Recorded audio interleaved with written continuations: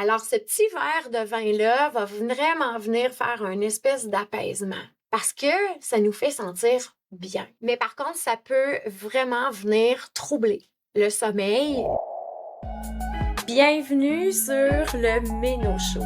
Ce podcast est destiné aux femmes en préménopause, des femmes engagées dans leur bien-être, surtout pour celles qui ont envie de traverser cette phase sans perdre le contrôle sur leur corps, sur leur alimentation et sur leur vie. Ici, on va parler de conscience, d'inconscient, de bien-être, d'entraînement, d'alimentation, d'hormones, de tout pour vous, mesdames. Bienvenue sur le show. Bonjour, bienvenue sur le show. Aujourd'hui, je te parle du sommeil. Plusieurs femmes sont touchées dans certaines périodes de notre vie par des troubles du sommeil, particulièrement à la préménopause. C'est quelque chose qu'on vit vraiment, mais si t'es pas encore en préménopause ou que tu es juste touché par peut-être des troubles du sommeil, écoute bien l'épisode parce qu'il y a plusieurs petites pépites que je vais te partager ici. Alors souvent, tu sais, comme je vous explique souvent, moi, je viens vous faire comprendre parfois qu'est-ce qui peut se passer à l'intérieur, mais surtout des trucs au-delà de la supplémentation et tout ça. Donc, je vais vous partager des belles petites choses ici. Alors, on va être touché par le trouble du sommeil. Parfois, ça va être des difficultés d'endormissement. Parfois, ça va être une incapacité à se rendormir. Puis parfois, ça va être des réveils précoces. Fait que, tu sais, durant la préménopause, on est vraiment touché par ça. Tu peux prendre le temps d'observer aussi les cycles de la Lune. C'est quelque chose que je m'intéresse vraiment beaucoup ces derniers temps et on est touché aussi par la Lune. Fait que parfois, au lieu d'entrer dans une résistance, faire comme « Oh, je dors pas, je dors jamais », tout ça, prends le temps de regarder dans le ciel où est-ce qu'elle est la Lune à ce niveau-là. Et parfois, tu fais juste laisser passer. C'est comme « Ah oui, c'est la pleine Lune, l'énergie bouge beaucoup plus. » Donc, je vais juste laisser passer. Quand on rend rien significatif, souvent, ça fait moins de contractions dans le corps puis on laisse plus glisser facilement. Fait que prends le temps de regarder ça. Moi, ça, je trouve que c'est... souvent, ça nous permet juste de comme « Ah oui, OK, c'est là, c'est la pleine lune. » Donc, ça bouge et ça nous permet juste de se laisser aller un peu plus. Alors, il y a plusieurs choses qui peuvent impacter notre sommeil. On va voir ici ensemble dans cet épisode-là. Entre autres, l'alimentation. Vous savez comment l'alimentation, c'est important et même pour le sommeil. Donc, faudrait voir et revisiter parfois certaines habitudes qu'on a et de consommation. Qu'est-ce qu'on prend en fin de journée qui pourrait avoir une influence sur notre sommeil. Donc, entre autres, le café. Faire attention au café. Le café a une influence sur la courbe de cortisol. La courbe de cortisol, elle est normalement élevée le matin et elle va descendre au cours de la journée pour se préparer justement au sommeil. Donc, il y a le stress qui peut influencer la courbe du cortisol durant la journée, mais il y a aussi le café. Il y en a qui disent après 16 heures, il y en a qui disent après 15, il y en a qui disent après 14 heures. Moi, je te dis juste, apprends donc à écouter ton corps. Toi, c'est quoi? Tu sais, fait que si tu le prends après 2 heures, puis tu fais comme, ah, je dors vraiment mieux, ben toi, c'est 2 heures, tu sais. Peut-être que toi, c'est midi, peu importe. Mais la caféine a une influence sur le sommeil. Donc, juste faire attention à quelle heure ton dernier café, puis juste, tu sais, observe-toi. Peut-être que toi, tu peux jusqu'à 4 heures, puis ça n'a aucune influence, mais si tu le prends après 6 heures, peut-être que oui, tu sais. Faire attention aussi au thé, parce qu'il y a certains thés qui contiennent vraiment beaucoup de caféine ou de la théine qui va activer aussi. Fait que, tu sais, juste de faire attention à ceci. Les boissons gazeuses, c'est très, très sucré. Les aliments sucrés d'emblée ont vraiment une influence, ça va venir activer ton corps. Il y a une chose importante, c'est que une femme en préménopause qui va avoir un moins bon sommeil va se retrouver avec plus de phases d'hyperphagie et de rage de sucre. Alors là, c'est comme ton manque de sommeil te donne des rages de sucre et tes rages de sucre vont t'empêcher de dormir. Fait qu'on rentre dans une roue un peu infernale. Sauf que, comme je vous dis souvent, on peut pas changer quelque chose qu'on ne connaît pas. Fait que quand on est pris dans la roue, mais qu'on sait pas qu'on est pris là, ben, on peut pas faire des changements. Tandis que là, quand on sait, on fait comme, OK, j'ai beaucoup plus de rage de sucre parce que je dors moins bien. Je vais upgrader mon alimentation. Je vais lui faire attention. Et là, on va voir quel impact que ça va avoir sur mon sommeil. Donc, c'est vraiment important, c'est comme de prendre conscience de ce qui se passe pour pouvoir se permettre de faire des changements. Donc, prends le temps de regarder. T'sais. Fait que si tu manges moins bien, est-ce que tu as plus de rage de sucre? Essaie de venir faire attention à ça. Vas-y avec des sucres plus naturels, dont le sucre des fruits et tout ça, au lieu de te garrocher dans toutes sortes de bonbons, de chocolat, de tout ça, parce que ça va vraiment venir avoir un impact sur ton sommeil aussi. Il y a aussi un effet durant la préménopause, étant donné qu'on ne comprend pas trop ce qui se passe à l'intérieur de nous, on se sent un peu bousculé par tous les symptômes, toutes les émotions. Comme je vous ai déjà partagé, en phase de préménopause, on vient un peu avec une espèce de brouillard mental. On n'arrive plus à se comprendre. Moi, je me rappelle un moment de ma préménopause, je me disais, ben, coudonc, je suis en train de redevenir en pleine crise d'adolescence. Hein? On se rappelle en crise d'adolescence tellement on se cherchait puis qu'on savait pas trop c'était quoi notre identité. On dirait qu'on le revit un peu à la préménopause. En tout cas, viens me partager si toi, tu t'es senti comme ça, mais en tout cas, moi, ça fait partie à un moment donné d'une réflexion que j'ai eue. Donc, ça peut faire augmenter le niveau d'anxiété à l'intérieur de toi. Fait qu'étant donné qu'on se comprend pas, étant donné qu'on comprend pas trop nos symptômes, étant donné que il se passe plein de choses à l'intérieur de soi, ça fait augmenter un petit peu le niveau d'anxiété. Alors, tu pouvais être une personne qui était fragile à l'anxiété, mais tu pouvais être une personne qui en a jamais fait. Puis là, tu fais comme, mon Dieu, que je ressens donc bien de l'anxiété à l'intérieur de soi. Et ça, souvent, c'est dû à une incompréhension de ce qui se passe. Mais cette anxiété-là, souvent, ce que ça va faire, c'est qu'on va avoir envie, de prendre un verre d'alcool. L'alcool, elle vient comme un peu apaiser cette espèce de papillon, de fébrilité qu'on sent à l'intérieur. L'anxiété, ça se traduit par comme si on bougeait par en dedans. Alors, ce petit verre de vin-là va vraiment venir faire une espèce d'apaisement. Sauf que ce petit verre de vin-là, des fois, il devient un verre et demi, des fois, il devient 2 verres, parce que ça nous fait sentir bien. Ça fait sentir que ce sentiment-là d'anxiété disparaît. Mais par contre, ça peut vraiment venir troubler le sommeil. L'alcool, c'est dur à digérer. Donc, durant la nuit, ton corps va se concentrer que sur la digestion et non sur la récupération. Donc, ça peut vraiment venir perturber le sommeil. Je vais venir mettre un petit plus au verre d'alcool que souvent on a besoin en fin de journée, qui peut venir apaiser un peu l'anxiété. Mais le verre d'alcool aussi, c'est le corps qui envoie un signal de comme j'ai besoin de relâcher. J'ai vraiment besoin de venir comme pff. Et l'alcool nous donne cette sensation-là immédiatement. Mais ce qui est intéressant, c'est que durant la journée, souvent, on est trop dans une structure. On est trop dans notre mental. On est trop dans la to-do list. On est trop dans le faire. On est trop dans le vouloir plaire ou de vouloir être parfaite. Et quand on arrive le soir, le corps, il veut juste relâcher. Et pour relâcher, ce qu'il t'envoie, c'est un message pour relâcher rapidement. Tu sais, la nourriture, l'alcool et tout ça, c'est un automatique. C'est tout de suite, ça nous donne une sensation de bien-être. Mais est-ce que cette façon de faire-là va te donner un bien-être à long terme? Pas certain. On se retrouve avec d'autres petites problématiques. Alors, je t'invite plutôt à regarder, tu sais, comme j'ai donc bien envie d'un verre d'alcool, j'ai donc bien envie de sucre, de cochonnerie. Reviens visiter ta journée. Comment s'est passée ta journée? Est-ce qu'elle a été très rigide? Est-ce qu'elle a été dans la performance? Est-ce qu'elle a été dans juste le tout doux? C'est ça que tu as besoin.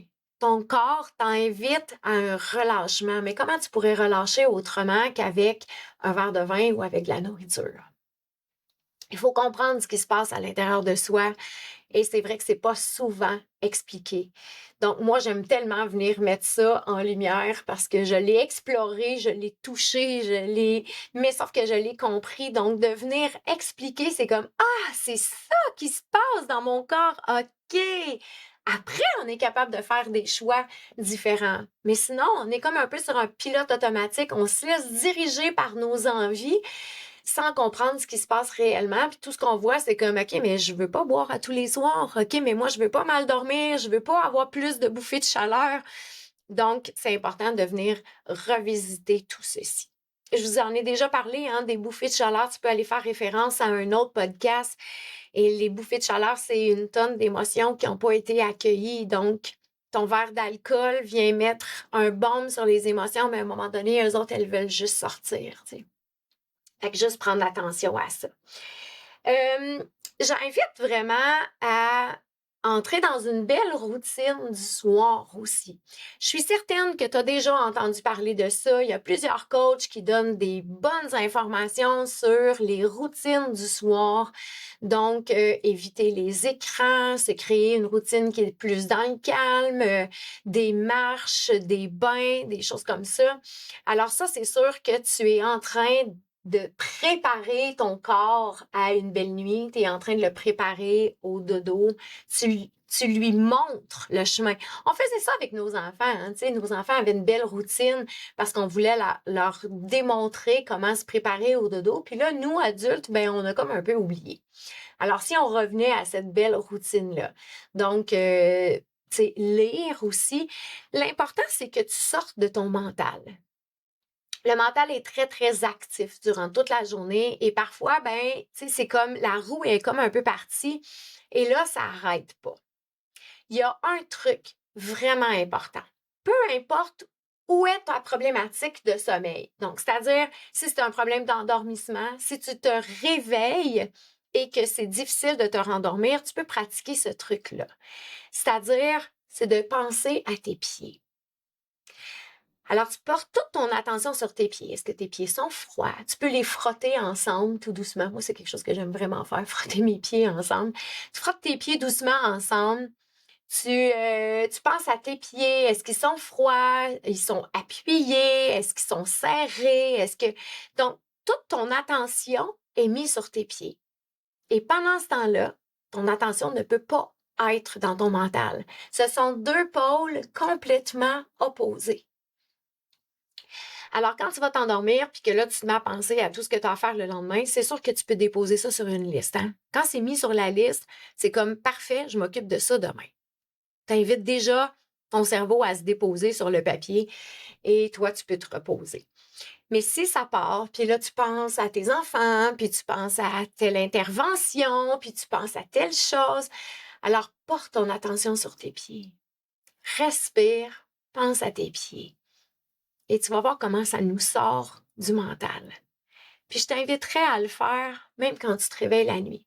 Parfois, les femmes en préménopause, on va souvent aux toilettes la nuit, puis là, c'est là où comme wouh, le petit hamster, il repart. On s'est reposé quelques instants, là, puis là, on est prêt à repartir. Donc, juste refais la même chose. Pense à tes pieds, frotte-les, porte ton attention. Et pour vrai, ce truc-là a fonctionné vraiment beaucoup avec moi et a fonctionné vraiment beaucoup avec plusieurs clientes. J'en ai plusieurs qui m'écrivent « Hey Claudine, j'ai pensé à toi puis j'ai pensé à mes pieds. » Donc, essaie-le puis reviens me dire toi aussi si c'est un truc qui contribue vraiment à ton sommeil. Avec une surveillance de ton alimentation, de la caféine, du sucre, une belle routine du soir. Prépare-toi, porte-toi cette attention-là. Tu es importante, même en fin de journée. Alors, viens te faire cette belle routine-là, cette même belle routine-là que tu as fait à tes enfants. Et j'ai maintenant un incontournable dans ma routine du soir que j'ai envie de vous partager. Donc, si tu m'écoutes sur YouTube, j'ai mis les petits sachets juste devant ici. Si tu m'écoutes par Spotify, je vais te mettre les liens. C'est une tisane de lavande.